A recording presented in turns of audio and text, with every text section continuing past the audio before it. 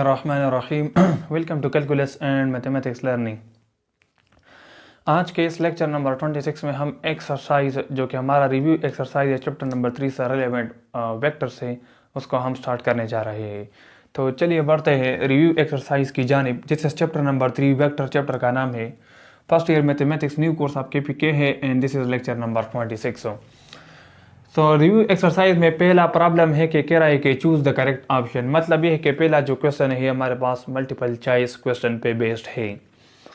तो MCQ number first कह रहा है कि the value of I.J cross K plus J.I cross K plus K.I cross J। ये कह रहा है कि इस तीन हमारे पास क्या है स्केलर ट्रिपल प्रोडक्ट गिवन है in the form of unit vector IJ के।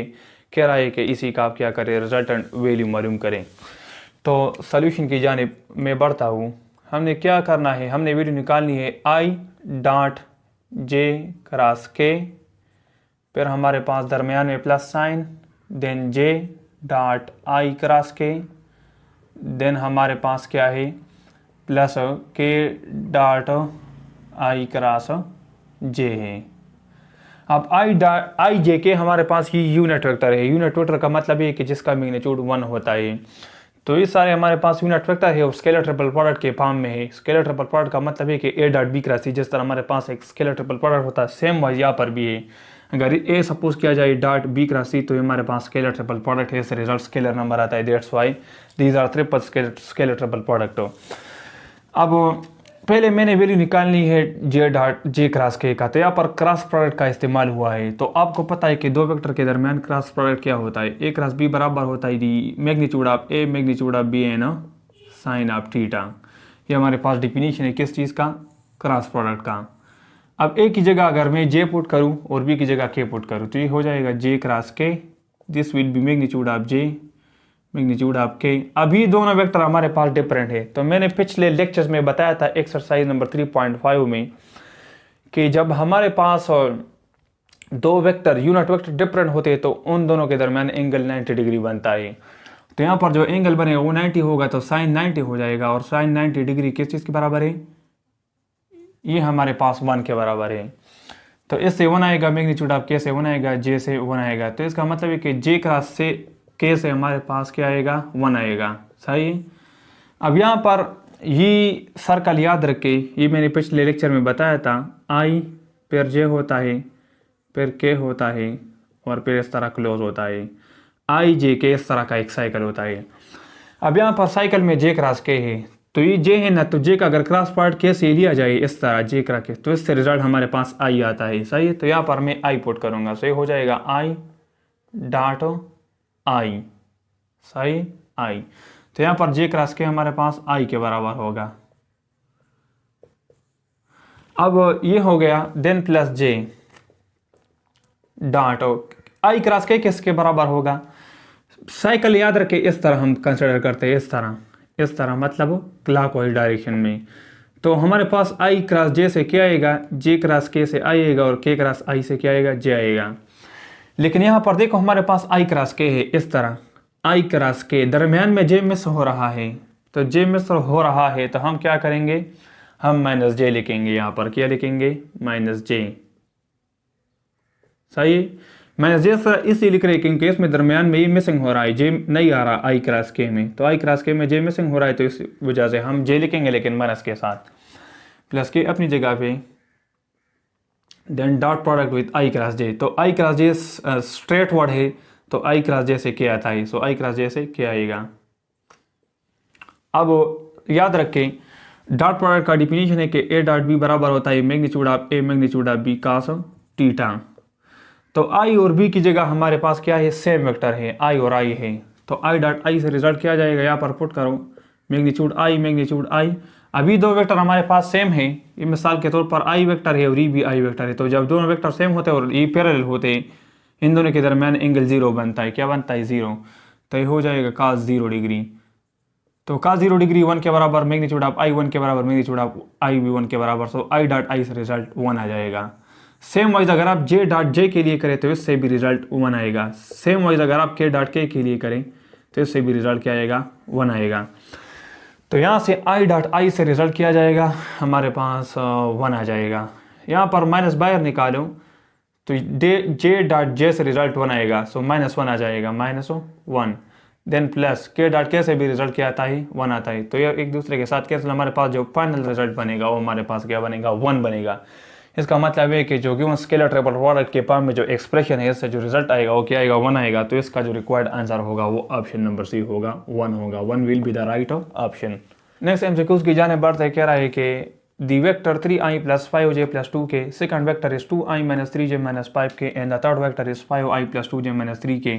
Form the sides of a triangle which is। कह रहा है ये जो 3 वेक्टर हमारे पास गिवन है ये हमारे पास साइड्स ऑफ अ ट्राइंगल है, ये हमारे पास कौन सा ट्राइंगल बनाएगा। पहला ऑप्शन है इक्विलेटरल, दूसरा ऑप्शन है isosceles but not right angle triangle, third option है right angle but not isosceles triangle, and the fourth option is right angle and isosceles. तो किस तरह हम ये कह सकते हैं कि ये कौन सा ट्राइंगल है। तो सोल्यूशन की जाने में बढ़ता हूँ। पहले वेक्टर को मैं ए का नाम देता हूँ, क्या है, लेट्स सपोज ये वेक्टर ए है 3i plus 5j and plus 2k। दूसरे को मैं वेक्टर बी का नाम देता हूँ है 2i minus 3j and minus 5k, और थर्ड वेक्टर को मैं सी का नाम देता हूँ, क्या है, 5i plus 2j and minus 3k। अब सिंपल हमने इसका क्या लेना है, मैग्नीट्यूड लेना है। तो मैग्नीट्यूड आप ए क्या हो जाएगा, हर एक कंपोनेंट का स्क्वायर लो, सो 3 स्क्वायर इससे 9, देन प्लस लगाओ, 5 स्क्वायर से 25, देन प्लस लगाओ, और 2 स्क्वायर से 4 आ जाएगा। 3 स्क्वायर से 9, 5 स्क्वायर से 25, 2 स्क्वायर से 4। अब इसको ऐड करो तो क्या आता है, 13 आता है। 13 को अगर 25 के साथ ऐड किया जाए तो हमारे पास रिजल्ट क्या आता है, 38 आता है। सो 38 अंडर द रूट इसके मैग्नीट्यूड से आ जाएगा। सेम वाइज वेक्टर बी का भी मैग्नीट्यूड निकालते हैं, क्या हो जाएगा, हर एक कंपोनेंट का स्क्वायर लेते हैं अंडर द रूट के अंडर, 2 स्क्वायर से 4 प्लस लगाओ, माइनस 3 स्क्वायर से 9 एंड प्लस लगाओ, माइनस 5 स्क्वायर के 25 आता है। अब इसको हल करो तो इससे भी रिजल्ट हमारे पास क्या आ जाएगा, अंडर द रूट 38 आ जाएगा। सही है, 25 प्लस 9 से 34, 34 प्लस 4 से 38 हो। अब इसी साइड का हम क्या करते हैं, निकालते हैं magnitude. So C is equal to 5 square से 25 प्लस लगाओ, 2 स्क्वायर से 4 प्लस लगाओ, माइनस 3 स्क्वायर से 9। तो इसको सॉल्व करो तो रिजल्ट सेम आएगा, क्या आएगा, हमारे पास अंडर द रूट 38 आ जाएगा। तो देखो ना यहाँ पर हमारे पास तीनों साइड्स के मैग्नीट्यूड से रिजल्ट सेम आता है। तो जब भी हमारे पास तीनों साइड्स के मैग्नीट्यूड से रिजल्ट सेम आ जाए तो इसका मतलब ये होगा कि हमारे पास जो ट्राइंगल बनेगा वो हमारे पास कौन सा होगा, इक्विलेटरल ट्राइंगल बनेगा। क्योंकि इक्विलेटरल ट्राइंगल का डिफिनीशन ये है कि जिसमें हमारे पास ऑल साइड और ऑल एंगल हमारे पास क्या हो, दैट विल बी सेम। तो ये ऑल साइड सेम है, तो इसका मतलब ये कि यहाँ पर जो करेक्ट ऑप्शन बनेगा that will be option number A, the triangle form from the sides of a triangle from the vectors, the triangle will be equilateral triangle. Option A is the right option. Next MCQs की जाने बढ़ते हैं। MCQs number 3 कह रहा है कि the two vectors A is 2i plus j plus 3k and vector B is 4i minus lambda j plus 6k are parallel if lambda is equal to. कह रहा है कि दो वेक्टर गिवन है, आप अगर ये वेक्टर हमारे पास लेट सपोज पैरेलल हो तो आप लैम्डा की वैल्यू मालूम करें। तो सोल्यूशन की जानिब में बढ़ता हूँ। आपको पता है कि पैरेलल वेक्टर कौन सा वेक्टर होते हैं, पैरेलल वेक्टर वो वेक्टर होते हैं जिसके दरमियान एंगल 0 बनता है। लेट सपोज ये वेक्टर ए है और ये वेक्टर बी है, ये हमारे पास क्या है, ये दो वेक्टर पैरेलल है, इसलिए कि इन दोनों वेक्टर के दरमियान जो एंगल बनता है वो क्या बनता है, 0 डिग्री बनता है। अब इनका मैग्नीट्यूड हमारे पास क्या होता है, सेम भी हो सकता है, सेम नहीं हो सकता, ये डिपेंड करता है लैम्डा की वैल्यू पे। अब डिफिनीशन हमारे पास पैरेलल वेक्टर का ये है कि ए हमारे पास बराबर होता है लैम्डा टाइम ऑफ बी। अब इसमें ए क्या है और बी क्या है, ए पहला वेक्टर है और बी दूसरा वेक्टर है। अगर ये कंडीशन सेटिस्फाई हो रहा हो किसी दो वेक्टर के दरमियान तो वो वेक्टर्स हमारे पास क्या होंगे, वेक्टर्स विल बी पैरेलल। तो ये हमारे पास क्या है, पैरेलल वेक्टर का डिफिनीशन है, पैरेलल वेक्टर्स। अब ए वेक्टर क्या है, ए वेक्टर है 2i plus j plus 3k, ये किस चीज़ के बराबर होगा, लैम्डा का। Lambda time of B, B क्या है 4i minus lambda j and plus 6k, ये हो गया। अब इस तरह करो कि हमारे पास क्या है, लैम्डा टाइम ऑफ बी है। अब हमने इस तरह करना है कि हमने लैम्डा में कोई वैल्यू पुट करना है जिससे हमारे पास क्या हो जाए, सेटिस्फाई हो जाए। तो A is equal to lambda time of B होता है। तो लैम्डा में अगर मैं -2 पुट करूं तो क्या हो जाएगा, -2 पुट करो तो इससे रिजल्ट क्या आ जाएगा, यहाँ पर मैं -2 पुट करता हूँ, तो ये हो जाएगा 4i -2 पुट करें तो ये +2j हो जाएगा और ये +6k हो जाएगा। तो इसी वेक्टर से आप अगर 2 कॉमन करें तो इससे रिजल्ट क्या जाएगा, 2 कॉमन करो सो 2i प्लस 2 कॉमन किया सो 2i और यहाँ से 2 कॉमन किया तो j, 2 कॉमन किया सो 3k। तो ये देखो ना, मैंने क्या किया, सेकंड वेक्टर में लेमडा की जगह -2 पुट किया, बी वेक्टर में असल। सो बी में मैंने लेमडा की जगह -2 पुट किया, तो जब पुट किया और फिर 2 को कॉमन किया तो इससे रिजल्ट हमारे पास ये क्या आ गया, ये पहला वेक्टर है, क्या है पहला vector 2i plus j plus 3k पहला वेक्टर है, तो इससे रिजल्ट 2a आ गया। तो बी वेक्टर हमारे पास 2a के बराबर आ गया। ये 2 हमारे पास असल में स्केलर नंबर लेमडा है, तो v equal to lambda a को डिफाइन कर रहा है, तो इसका मतलब ये कि इसी वैल्यू पर लेमडा हमारे पास क्या करेगा, लेमडा इज इक्वल टू -2 पे, -2 मैंने पुट किया था ना, लेमडा इज इक्वल टू -2 पे ये हमारे पास क्या कर रहा है, पैरेलल वेक्टर की डिफिनीशन को सेटिस्फाई कर रहा है। इसका मतलब ये कि यहाँ पर लेमडा का वैल्यू अगर -2 हो तो हमारे पास क्या होगा, ये दो वेक्टर पैरेलल होंगे। सो करेक्ट ऑप्शन इसमें ऑप्शन डी बनता है।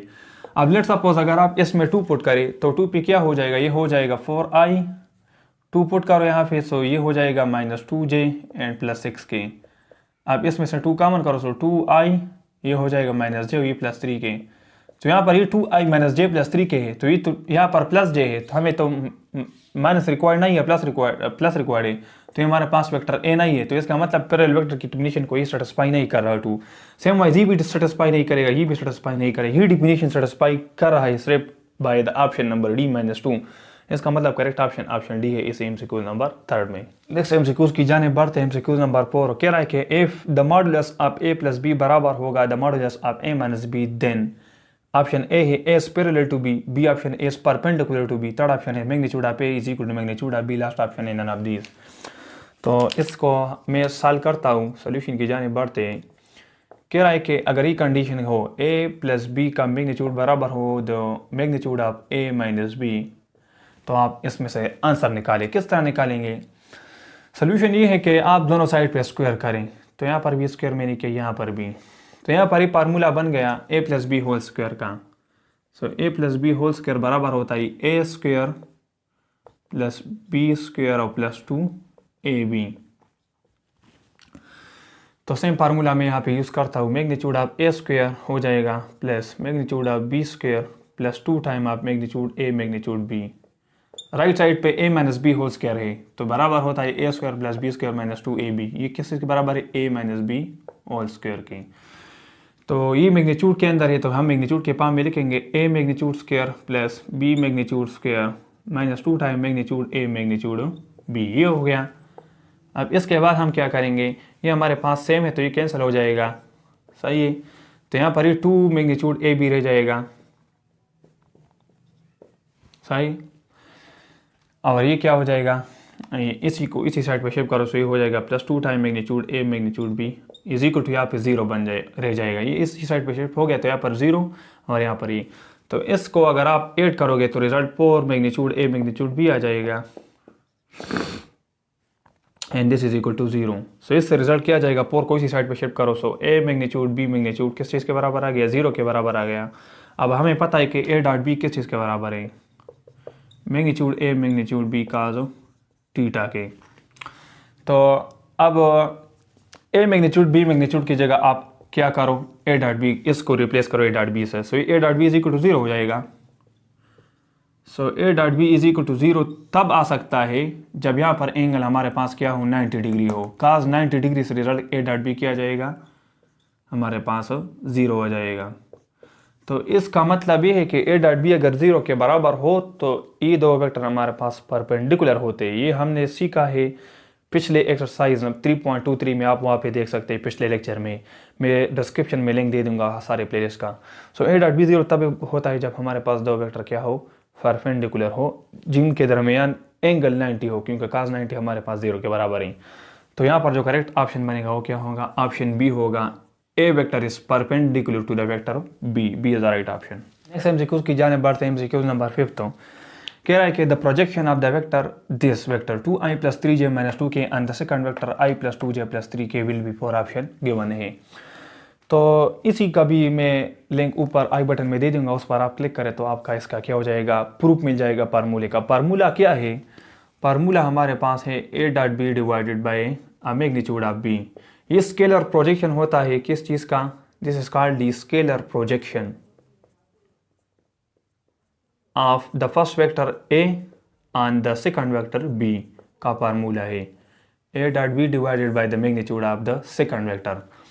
अगर आपको इस तरह कहा जाए कि इसी वेक्टर का इसी पर मालूम करें, मतलब सेकंड का पहले का, तो यहाँ पर इसमें चेंज सिर्फ यह आ जाएगा कि यहाँ पर आप फिर मैग्नीट्यूड आप ए लिखोगे, लेकिन इसमें कहा है कि इसी का इस पर मालूम करें पहले का सेकंड पे। ये अगर ए हो ये बी हो मिसाल के तौर पर, तो यहाँ पर फिर फार्मूला ये बनेगा।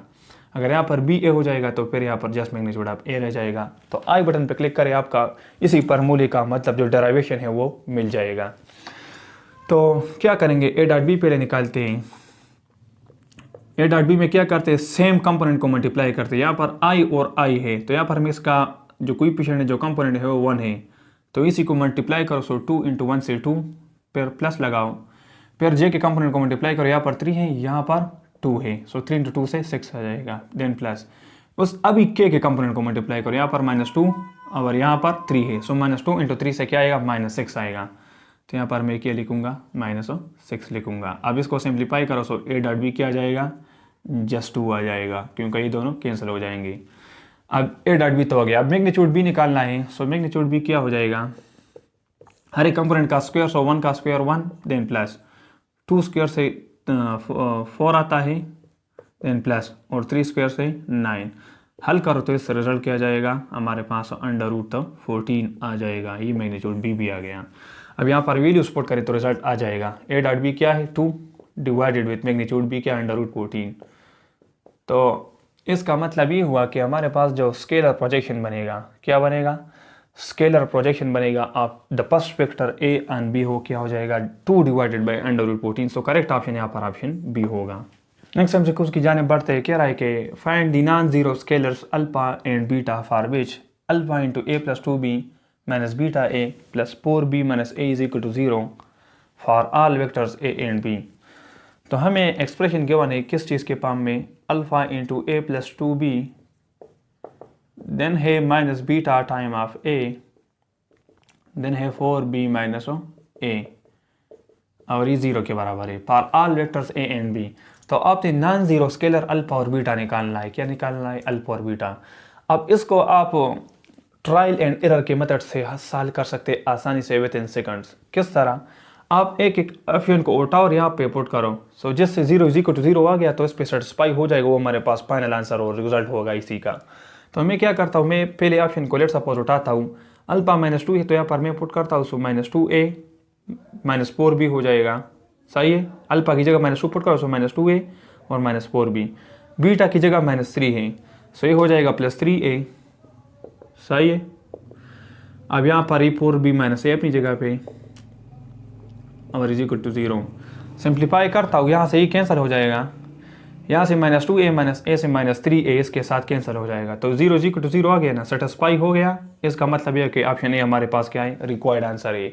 इससे आप विद इन सेकंड इस MCQs को सॉल्व कर सकते हो और इससे आपका टाइम बच सकता है।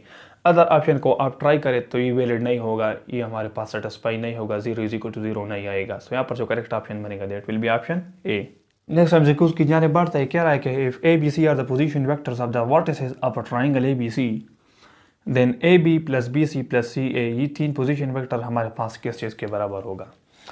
सोल्यूशन की जाने में बढ़ता हूँ, हमें कह रहा है कि अगर ABC पोजीशन वेक्टर है of the vertices of a triangle ABC का पोजीशन वेक्टर आप पहचानते हैं। लेट्स सपोज अगर हमारे पास ऑरिजिन प्लेन है XY में, लेट्स सपोज ये ऑरिजिन O हो, यहाँ पर मैं लेट्स सपोज एक पॉइंट P सपोज करता हूँ, तो ऑरिजिन से इसी पॉइंट तक का जो डिस्टेंस होता है इसी को हम कहते हैं पोजीशन वेक्टर OP, और ये बराबर होता है the first vector second minus first. ये पोजीशन वेक्टर का असल में क्या है, डिफिनीशन है। और ये किस तरह आता है, ये राइट हैंड रूल से आता है। अब इसको ट्राइंगल के फॉर्म में करो, इस पर राइट हैंड रूल अप्लाई और head and tell rule apply करो, तो इससे रिजल्ट क्या आएगा, φ - 0 आएगा OP से। ये पोजीशन वेक्टर का डिफिनीशन है। तो कह रहा है कि if ABC are the position vector of the vertices of a triangle ABC then AB plus BC plus CA किस चीज़ के बराबर होगा? AB plus BC plus CA, इसकी वैल्यू निकालनी है। ट्राइंगल लेता हूँ, ये ट्राइंगल है ABC में। अब इसी को ABC are the position vector. Let's suppose ये पोजीशन वेक्टर A है, पोजीशन वेक्टर B है और ये पोजीशन वेक्टर C है। तो यहाँ से क्या आ जाएगा? AB से में AB क्या आ जाएगा? AB हमारे पास B माइनस A आएगा, second minus first, plus BC क्या आएगा? BC, तो C माइनस B आएगा, क्योंकि C पर हमारे पास पोजीशन वेक्टर C होता है और B पर B होता है। A पर A होता है और B पर स्मॉल b, तो B माइनस A आएगा लेकिन स्मॉल में आएगा, C माइनस B आएगा लेकिन स्मॉल में आएगा, प्लस A माइनस C आएगा लेकिन स्मॉल में आएगा। तो इसको आप हल करो, सो ये कैंसिल हो जाएगा, ये कैंसिल हो जाएगा और ये कैंसिल हो जाएगा, तो इससे रिजल्ट 0 आता है। इसका मतलब ये है कि क्लोज पेरिफेरी में और क्लोज ज्योमेट्री में जो रिजल्ट आता है पोजीशन वेक्टर से वो हमारे पास 0 आता है। हमारे पास एक प्रॉपर्टी भी हो सकती है। तो यहाँ पर जो करेक्ट ऑप्शन बनेगा that will be option A, 0 will be the right option. Question number 1 review exercise में मल्टीपल चॉइस क्वेश्चन पे बेस में आज हम लास्ट एमसीक्यूज सीखते और समझते हैं। कह रहा है कि if theta be the angle between any two vector A and B then A dot B का मैग्नीट्यूड बराबर होगा ए क्रॉस बी का मैग्नीट्यूड अगर हमारे पास थीटा क्या होगा, when theta is equal to, मतलब थीटा क्या होगा। सॉल्यूशन की जानिब बढ़ते हैं। कंडीशन गिवन है ए डॉट बी मैग्नीट्यूड बराबर है magnitude of A cross B का। सही, हमें पता है कि ए डॉट बी क्या होता है, A magnitude B magnitude cos theta. A cross B क्या होता है, A magnitude B magnitude sine theta होता है। बस ये वैल्यू पुट करने रिजल्ट निकालना है। सो ए डॉट बी की जगह पे आप पुट करेंगे magnitude A magnitude B cos theta is equal to A cross B की जगह वो पुट करो magnitude A magnitude B sine theta. अब ये कैंसिल हो जाएंगे दोनों साइड पे, तो cos थीटा बराबर हो गया साइन थीटा का। अब आप इसको दो तरीक़ों से सॉल्व कर सकते हैं। एक तो ये करो कि दोनों साइड पे cos थीटा को डिवाइड करो, सही है। इसको क्या करो, दोनों साइड को cos थीटा पे डिवाइड करो, यहाँ पे 1 हो जाएगा, यहाँ पर sin थीटा बाई cos से टेंजेंट आ जाएगा। दूसरा तरीका ये कि दोनों साइड पे को साइन पे डिवाइड करो। अगर साइन पे डिवाइड करोगे तो यहाँ से क्या आएगा, यहाँ से 1 आएगा, और इसको साइन पे डिवाइड करो इसको cos और साइन से को टेंजेंट आएगा। तो ये भी ठीक है, ये भी ठीक है, दोनों केस ठीक है। तो इसी के अप्लाई सॉल्व करते हैं। Tangent theta is equal to 1। Tangent theta 1 कब होता है, जब एंगल हमारे पास π/4 होता है या 45 डिग्री होता है। सो टेंजेंट ऑफ π/4 हमारे पास क्या देता है, जो वैल्यू देता है वो 1 देता है। मतलब ये हुआ कि थीटा हमारे पास इसी केस में 5/4 होगा। So correct option option number B है। इसी के साथ ये लेक्चर खत्म करना चाहता हूँ। फिर इंशाल्लाह नेक्स्ट लेक्चर में रिव्यू एक्सरसाइज के जितने भी क्वेश्चन रहते हैं वो सॉल्व करेंगे। So thank you for watching this video.